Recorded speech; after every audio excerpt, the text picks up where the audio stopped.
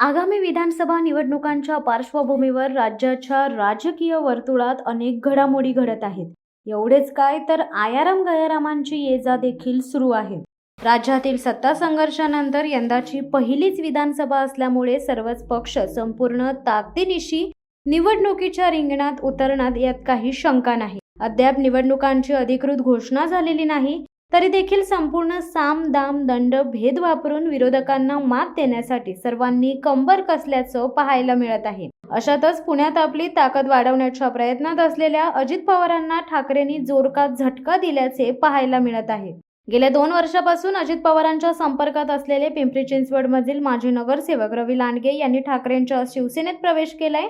महायुतीला पाठिंबा देत सत्तेत सामील झालेल्या अजित पवार यांनी आगामी विधानसभेसाठी पुणे पिंपरी चिंचवडवर विशेष लक्ष केंद्रित केले. अशातच आपली ताकद वाढवण्यासाठी अजितदादा गेल्या अनेक दिवसांपासून प्रयत्नात होते.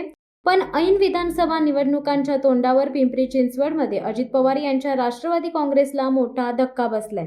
पिंपरी चिंचवडमधील माजी नगरसेवक रवी लांडगे यांनी अजित पवारांच्या घड्याळाची साथ सोडून उद्धव ठाकरेंची मशाल हाती घेतली आहे. मोठे शक्ती प्रदर्शन करत रवी लांडगे मुंबईच्या दिशेने रवाना झाले होते. मंगळवार दिनांक 20 ऑगस्ट रोजी मातोश्रीवर उद्धव ठाकरे यांच्या उपस्थितीत हाती शिवबंधन बांधण्यात आले.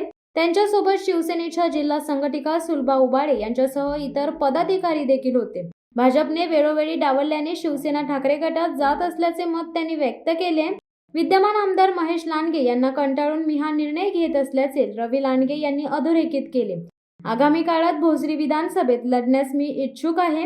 पक्षाने संधी दिल्यास निवडणूक लढवेल अशी भूमिका देखील रवी लांडगे यांनी व्यक्त केली आहे.